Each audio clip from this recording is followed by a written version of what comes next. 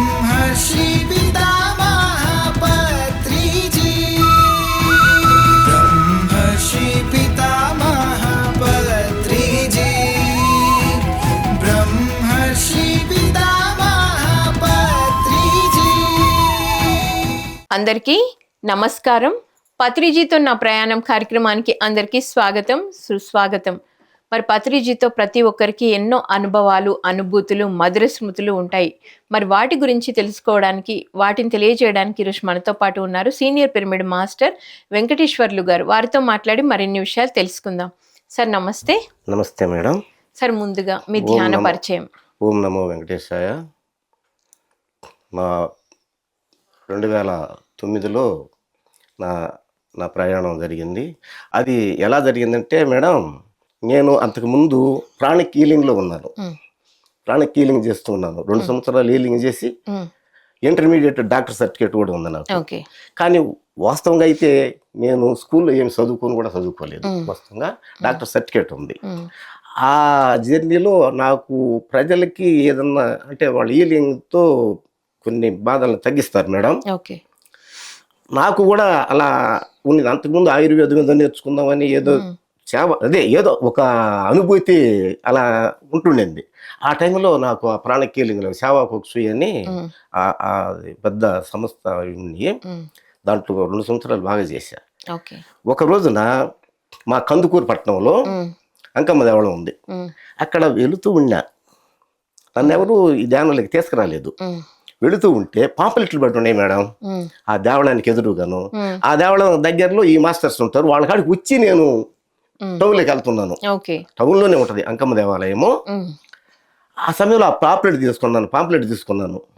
అది తీసుకొని ఇలా చదివితే ధ్యానము సర్వరోగ నివారిణి అని ఉంది.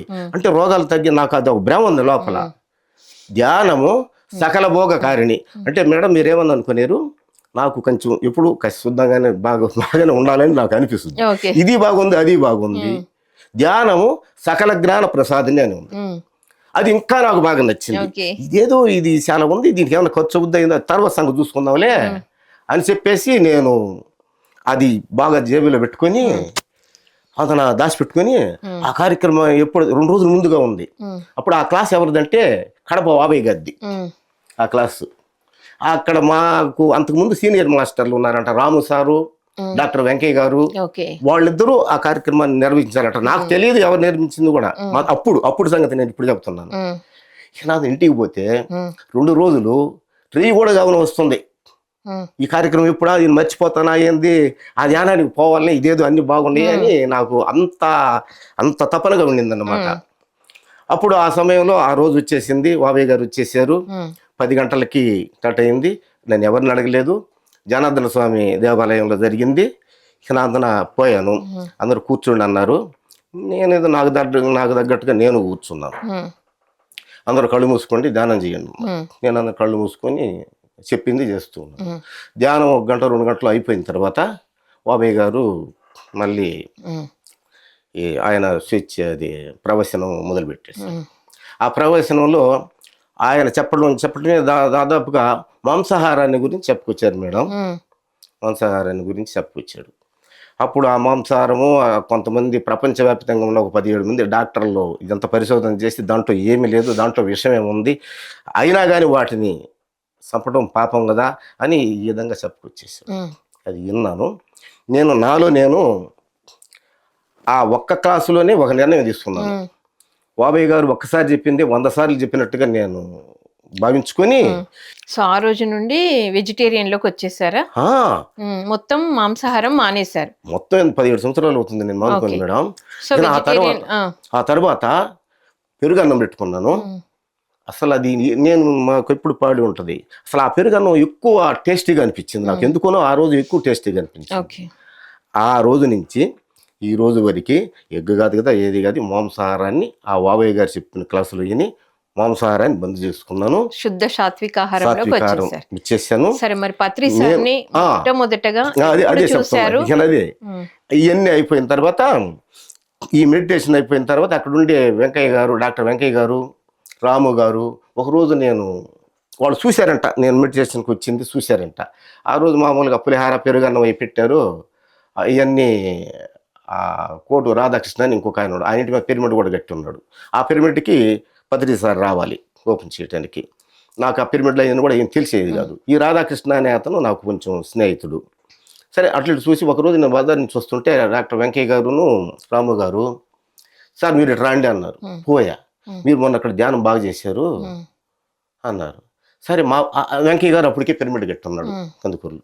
ఆ పిరమిడ్లో తీసుకుపోయి 10 నిమిషాలు ధ్యానం చేయమని వాళ్ళు అక్కడ కూర్చొని నన్ను ఒక కూర్చొని ధ్యానం చేయమన్నారు.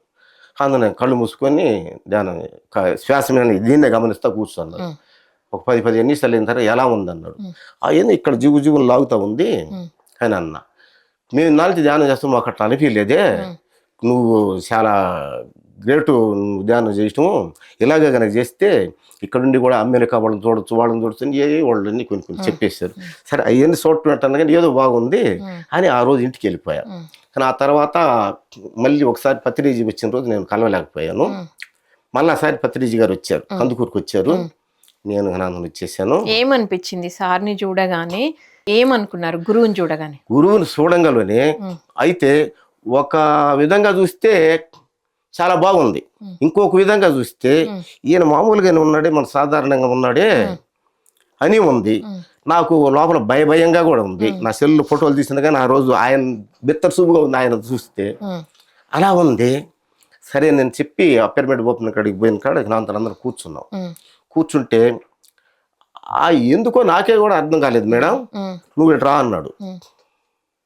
పక్కన కూర్చున్నాడు, పైన చెయ్యేసాడు. నాకు వణికిపోతుండ, నిజం చెప్తాడు. నాకు భయంగా ఉంది, ఎందుకో భయంగా ఉంది. పైన చెయ్యేసాడు, అని కూర్చున్నాము. అంతన వాళ్ళందరికీ ధ్యానం చెప్పాడు. అందరూ మామూలుగా కూర్చొని ధ్యానం చేస్తున్నారు. నన్ను కాకుండా నన్ను పక్కలో కూర్చొని పెట్టుకొని పైన చెయ్యేసాడు. ఆ రోజు ఏదో కొద్దిగా అటు ఇటు మాట్లాడి అవన్నీ అయినాయి. కానీ ఆ తర్వాత నేను కర్నూలు పోవటం, పిరమిడ్ కాడికి కర్నూలు పోయినప్పుడు సారే వంట చేసాడు. అలా నాకు మేడం సార్ వంట చేసి మా అందరికి వడ్డించేసాడు. ఆ రోజు దొండకాయ కాయలు చేసేసి అంత చేస్తే ఆ రోజు అందరికి ఎలా ఉంది మరి సారు వండిన ఫుడ్ తిన్న తర్వాత? అస్సలు అది మళ్ళీ మర్చిపోలేం మేడం. ఆ సార్ కూడా ఆ రోజు కూడా నేను ఆ సార్కి ప్రత్యేకంగానే అప్పుడు అనుకోవాలి ప్రత్యేకమని, తర్వాత అనిపించింది ఎందుకు ఇలా చేస్తున్నాడు నన్నని. అందరికి పెట్టేశాడు. మాకు గోరంట వెంకటేశ్వర్లు అని మేము 10 సంవత్సరాలు ఇంటికాడ పని చేయకుండా ఒక్కొక్క ఊర్లో వారం రోజులు ప్రచారం చేశాం. తర్వాత విషయం ఇక నా గురువు గారు తలా 2 గారెలు వేశారు మేడం. నేను తిన్నాను. తలా గింటడు దొండకాయ కూర వేసాను, అందరూ తిన్నాం. మళ్ళీ నా కాడికి 3 గారెలు తీసుకొచ్చి సార్ నాకు కూడా వేశారు సార్, నేను తిన్నాను అన్న. ఏయ్ నువ్వు తిను అన్నాడు. నా మళ్ళీ ఏదో అంటున్నాడు. అప్పుడు ఈ మధ్యలో కొంచెం తెలిసినాక వాళ్ళు వీళ్ళుళ్ళ సార్ కొడతాడు, ఏం కొద్దిగా ఉంటుండి. నన్ను ఏ రోజు కౌగిలించుకున్నాడే కానీ ఏ రోజు నన్ను ఒక్క కూడా అనలేదు, తక్కువ మాట అనలేదు. నన్ను ఎంత పైకి లేపాడు అంత పైకి నేను అప్పుడప్పుడు అనేవాడిని సార్ని, మమ్మల్ని మొనకు ఎక్కిస్తుండారు సార్ మీరు అని అనేవాడిని. కాదులే నీకు అంతా తెలుసు అంటా ఉంటుండేవాడు అప్పుడప్పుడు. ఆ రోజుకి నాకు మళ్ళీ దొండకాయ కూర మళ్ళీ గంటెడు తీసుకొచ్చాడు మేడం. మళ్ళీ వేసాడు, తిను అన్నాడు. తినేసాము. అతను అందరం మళ్ళీ కూర్చున్నాము. చాలా విషయాలన్నీ మాట్లాడుకుంటున్నాము. ఆ మేడం ఎవరు నాకు మరి పత్రి సార్ నుంచి మీరు ఏం నేర్చుకున్నారు సార్? ఇప్పుడు సారు అందరిని ఈక్వల్ గా చూస్తారు, ప్రేమగా చూస్తారు. ఏది చూసి మీకు ఎక్కువగా అబ్బాయి ఇది నాలో ఉంటే బాగుండు, నేను ఇది ఇంప్లిమెంటేషన్ చేసుకుంటా అనుకోవడం కానీ మీరు అసలు ఏం నేర్చుకున్నారు? ఆయన గురించి సార్ మీరు అందరూ గురువులు అంటున్నారు కదా, సరైన గురువుని తెలుసుకోవాలంటే ఎలా అని అడిగా నేను. ఎవరిని అడిగారు? పత్రిజీ గారిని అడిగిన. సరైన గురువుని ఎలా మనం తెలుసుకోగలమని. నువ్వు సరైనడు అయితే నీకు సరైన గురువు సిక్కుతాడు అన్నాడు. నువ్వు గనక సరైనడు అయితే సరైన గురువు నీకు సిక్కుతాడు అన్నాడు. అట్లా సార్ అన్న. అంతేను, మనం సరైనడు కానీ చెప్పు అవతల సరైనడు అర్థం కాడు అని చెప్పాడు ఆ రోజు. సరే మళ్ళా ఇంకొకసారి ఆడ ఇంకొక మేడం కూడా వచ్చింది. నాకేదో తరుడు ఇది కాలేదు పెన్నుతో నువ్వు ఎట్టాను అంటుండింది. ఆ రోజుల్లా కర్నూలులో సంగతి నేను చెప్పేది. పెన్ను తీసేసి పొడిచేసాడు. ఆదరణ నిద్ర వస్తుంది ఆమెకి. ఉమ్, ఏమోలే నాకు భయంగా ఉంది. ప్రతి మేము మా గ్రూప్ పోయినప్పుడల్లా నాతో ఎక్కువ మాట్లాడతాడు సార్. పత్రి సార్. ఎక్కువ మాట్లాడతాడు. మరి సారు పుస్తకాలు మీరు ఏం చదివారు సార్? ఏవి మీకు ఎక్కువగా నచ్చాయి? ఇప్పుడు సార్ సార్యా? తులసి దళం ఉంది, స్టార్టింగ్ లో ఎన్నో పుస్తకాలు వచ్చినాయి మనకి సార్వి. ఉమ్. ఏది మీకు ఎక్కువ సారీ పేర్లు బాగా రాలేదు, చాలా పుస్తకాలు చదివాను. సారీ తటవర్తి గారి కానీ, సారీ కానీ, శార్వరి గారి కానీ, అక్కడి నుంచి ఉపనిషత్తులు కానీ, భగవద్గీత కానీ, ఉమ్, దాదాపుగా నేను చదువుకోలేదే కానీ బడికి పోయి 250 పుస్తకాలు ఉండి అంతర్జాతీయంగా లోపసంగ రాంప పుస్తకాలు కానీ ఉమ్, సారు చెప్పేవాడు, ఒరే ఏమి లేకపోయినా కానీ పుస్తకాలు కొనాలి, అవి చదవాలి, ప్రతిరోజు చదవాలి అంటే నేను కంటిన్యూగా ఆ రోజు నుంచి సార్ చెప్పిన కాడి నుంచి ఈ రోజుకి ఉమ్. ఏదో ఒక పుస్తకం చదవకుండా ఉండ రోజు అంటూ ఇప్పుడు లేదు మేడం. సరే, మేము ఏ పుస్తకం ద్వారా మీలో ట్రాన్స్ఫర్మేషన్ జరిగింది? అందులో ఉన్న నాక ఉమ్, ఒకటేమో ఉపనిషత్తుల్లో మన నచికేతుడు అయి ఉన్నారు కదా, ఉమ్, దాని గురించి చాలా వరకు అంటే ఈ ధ్యానము మనం అడిగేటటువంటి ప్రశ్నలు అవన్నీ కూడా ఒకరు చెప్పేవి కాదు, ఒకరు ఇచ్చేవి కాదు, ఎవరికి వాళ్ళే తెలుసుకోవాలన్నటువంటి జ్ఞానం. దాని గురించి నేను అంటే యమధర్మరాజు కూడా ఆ నచికేతుడికి అతను చెప్పింది ఏం లేదు, ధ్యానం ఎవరికి వాళ్ళు ధ్యానం చేస్తేనే నీకు తెలుసుద్దనే చివరికి ఆయన చెప్పింది కూడా. పత్రిజీ గురువు గారు కూడా అదే చెప్పాడు, ఉమ్, అక్కడ అదే చెప్పాడు. అది శార్వరి గారు మనస్తత్వాన్ని గురించి నిర్వికల్ప సమాధి అనే ఒక పుస్తకాన్ని కూడా శార్వరి గారిది చదివాను. ఓకే. ఆ పాపం వాళ్ళు పడ్డ కష్టాలు బ్లౌడ్స్కే కానీ వాళ్ళు పడ్డ కష్టాలు ఒకసారి నెమరు వేసుకుంటే, నేను అప్పుడు చాలా చిన్నపిల్లవాడిని, ఆ మద్రాసులో వాళ్ళకి పెద్ద హెడ్ క్వార్టర్ ఉండేదంట. వాళ్ళు దివ్యజ్ఞాన సమాజం అని, వాళ్ళు పడ్డ కష్టాలు తక్కువ కాదు, నేను చాలా చిన్న పిల్లవాడిని. అందుకని నాకు అటు కొంత ఉంటే అది ఎప్పుడు దొరుకుద్దా అనుకుంటా ఉండేవాడిని. ఆ పుస్తకాల్లో రాశాడు, నిర్వికల్ప సమాధి అంటే సమాధానాలు చెప్పే స్థితికి ఎదగటమే నిర్వికల్ప సమాధి అనేది ఆ పుస్తకంలో. నేను కళ్ళు మూసుకొని ఎట్లా ఉండటమే కాదు, అసలు చూడటం కూడా బాహ్యంగా బాగా చూడాలి, బాగా ఇవన్నీ చెయ్యాలి అనేది ఆ పుస్తకంలో అలా నేర్చుకున్నాను. పత్రిజీ గారి చాలా పుస్తకాలు ఉన్నాయి మేడం. నవవిధ ధర్మాలు అనేది పత్రిజీ గారు రాసిన నవవిధ, అప్పుడు మేము వచ్చిన తర్వాతనే ఆ పుస్తకం రిలీజ్ అయింది. దాన్ని ఆ రోజుల్లో అప్పుడు 50 రూపాయలు పెడితే కొన్న తర్వాత తటవర్తి గారు దాన్ని 10 రూపాయలకి ఇచ్చాడు. మళ్ళీ ఆ పుస్తకం ఇప్పటికి నెలకు ఒకసారి అయినా కానీ మళ్ళీ ఒక్కసారి మళ్ళీ చదువుతుంటాను. నెలకు ఒకసారి అయినా కానీ అది నా మంచం కాడనే ఉంటుంది మేడం. అది చాలా పుస్తకాలు ఉంటాయి మంచం మీద, చాలా ఉంటుంటాయి. ఓకే సార్, మరి మీ జీవితంలో ఎప్పుడైనా ఛాలెంజెస్ ఎదుర్కొన్నప్పుడు అలాంటి టైంలో పత్రి సార్ డైరెక్ట్ గా కానీ ఇండైరెక్ట్ గా కానీ మీకు గైడ్ చేయడం జరిగిందా? అట్లా ఏమీ లేదు, కానీ నాకు వచ్చినవన్నీ నేను దాదాపు సరే నేను ఒకటి అనుకుంటాను మేడం. ఈ వచ్చిన తర్వాత ఒక నర్సారెడ్డి సార్ అని ఒక ఇది చెప్పాడు, ముందు నిత్యం నాలో ఉన్న భగవంతుడికి ప్రణామాలు చెప్పుకుంటూ, అంటే మనం ఆత్మే మనలో ఉంది కాబట్టి ఆయన అది ఒక సంకల్పంగా అనుకునేవాడిని. నాకు నేనుగా కూడా విశ్వాన్ని గురించి, విశ్వానికి నేను ఎప్పుడూ వందనాలు థ్యాంక్స్ చెప్పుకుంటూ ఉంటుంటాను. నాకు నేనైతే ఇప్పుడు ఈ పరిస్థితుల్లో కొంతకాలం నుంచి కూడా నేనైతే నేనుగా లేను అనేది నాకు అర్థమైంది. నన్ను పోషిస్తుంది, నన్ను నడిపిస్తుంది మన విశ్వగురువు అయినటువంటి పత్రిజీ గారు. ఆ తర్వాత ఈ విశ్వము, నేను నా జీవితం అంటారు, నాకు ఏదంటారు, నేను అర్పించేశానని నేను అనుకుంటున్నాను. నేను మాట్లాడే ప్రతి మాట కూడా, నేను ఎంత చదువుకోకపోయినా ఏమి లేకపోయినా కానీ నేను ఎక్కడ కూడా సక్సెస్గా బాహ్య ప్రపంచంలో కానీ ఈ ధ్యాన ప్రపంచంలో కానీ సక్సెస్గా రాగలుగుతున్నాను, ఎక్కడ నేను లేదు. ఓకే సార్, మరి ధ్యానంలోకి వచ్చిన తర్వాత అంటే ధ్యానం ద్వారా అన్నీ జరుగుతాయి అనే మాట మనం వింటూ ఉంటాం. ఎప్పుడైనా మీరు అనుకున్నది జరగకపోయినప్పుడు, అబ్బా ఏంటి ధ్యానము నాకెందుకు అన్న ఆలోచనలు మీకు కలిగినప్పుడు, మళ్ళీ పత్రిజీ సందేశాల ద్వారా అయినా పత్రిజీ మాటల ద్వారా అయినా మీరు నిలదొక్కుకోవడం జరిగిందా? నాకు అట్లాంటి ఏమి జరగలేదు మేడం. నేను ఎప్పుడు ముందుకే నడుస్తున్నాను, నాకు వెనకడుగు అనేది ఏ రోజు లేదు. ఈ మధ్యకాలంలో ఒకసారి సిద్ధేశ్వరం వెళ్ళాను. నేను పత్రిజీ గారికి 2018 తర్వాత దూరం అయ్యా కొంచెం. దూరం అయ్యాను. ధ్యానం మాత్రం గంటలు గంటలు చేసుకుంటున్నాను కానీ ఆయనతో టచ్లో దూరం అయ్యాను. అప్పుడు నేను ఏదన్నా నా వేరే మేడం వీళ్ళందరూ ఉంటుండేవాళ్ళు, వాళ్ళు ఏడన్నా ఎక్కడన్నా 10,000, 5,000, 20,000 అట్లా ఇచ్చేస్తుండేవాడు. నా దగ్గర లేకపోయినా నేను కూడా ఇవ్వలేకపోతేనే ఏదో ఒకటి చేయాలనేది నాకు మనసులో కలిగింది. అప్పుడు నేను నెల్లూరు పోయి కన్స్ట్రక్షన్ చేయదలుచుకున్నాను మేడం. కన్స్ట్రక్షన్ చేశాను. ఆ చేయబోయే ముందుగా సిద్ధేశ్వరంలో నా ఇమిడి ఉన్న వాళ్ళకి చెప్తున్నా, నేను నెల్లూరు పోవాలా, రియల్ ఎస్టేట్ వ్యాపారం చేయాలి, కన్స్ట్రక్షన్ చేయాలంటున్నాను. ఒక శ్రీనివాసరెడ్డి అని గొప్ప యోగి, ఆయనకి నాకే తెలుసు, గొప్ప యోగి అని సంగతి. ఆయన అన్నాడు ఎదురొచ్చి, తిరిగితే తిప్పలు, కూసుంటే కుప్పలు అన్నాడు మేడం. అయినా అర్థం అయ్యింది. అయినా నేను లెక్క చేయకుండా నెల్లూరు పోయాను. 3 సంవత్సరాలు చేశాను, ఏమీ రాలేదు. మళ్ళీ హైదరాబాద్ వచ్చాను. హైదరాబాద్లో 3 సంవత్సరాలు పైన చేశాను. చాలా పోగొట్టుకున్నాను. ఆ పోగొట్టుకొని మేడం కోట్లల్లో దస్వాలు రాసిచ్చాను. పత్రిజీ సంకల్పం కానీ విశ్వ సంకల్పం కానీ ఏమో నాకైతే తెలియదు. నాకు మళ్ళా శ్రీనివాసరెడ్డి గారు జ్ఞాపకం వచ్చారు. మా కామ చనిపోతే ఆమె కర్మతరానికి ఊళ్ళోకి వెళ్ళా. నాకు ఊళ్ళో నుంచి హైదరాబాద్లో ఇన్ని కోట్ల ఇది పెట్టుబడి పెట్టి ఇంత పెట్టింది కూడా మొత్తం కూడా నా వల్ల కాల. ఎవరికి ఏమి సర్దాలని ఇడిదద్దాలని నా వల్ల కాల.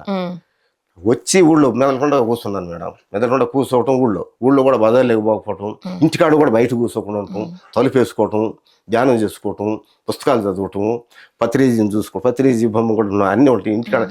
నేను అప్పుడే అలా ఉన్నారన్నమాట మీరు. అయితే సార్ మీరు అప్పట్లో మనకి యజ్ఞాలు యాగాలు అన్ని జరుగుతూ ఉండేవి కదా. సో ఆ యజ్ఞాలు యాగాలలో మీరు పాల్గొన్నప్పుడు, పత్రి సార్ సమక్షంలో ధ్యానం చేసినప్పుడు మీకు వచ్చిన అనుభవం? పత్రిజీ సమక్షంలోనా? ఎందుకంటే మార్నింగ్ సార్ ఫ్లూట్ వాయిస్తూ మెడిటేషన్ చేయించేవాళ్ళు కదా, అప్పుడు మీకు వచ్చిన అనుభవం? అప్పుడు కాదు కానీ ఒకసారి మేము 9 రోజులు దసరా ఉత్సవాలు నడుపుతాము. 9 రోజులు మా కందుకూళ్ళలో. అప్పుడు రామరత్నం మేడము, హైదరాబాద్లో ఒక డాక్టరు వాళ్ళందరినీ నేను చూసుకోవటం నేనే, వాళ్ళందరినీ బస్సులు ఎక్కియటం కానీ అన్నీ నేనే చేస్తున్నాను. అప్పుడు 9 రోజులు 9 మంది లేడీస్ చేత 9 రోజులు ప్రోగ్రామ్ పెట్టించాం. ఆ ప్రోగ్రామ్స్కి నేను భోజనాలు కానీ అన్ని మేమే అరేంజ్మెంట్ చేస్తున్నాం.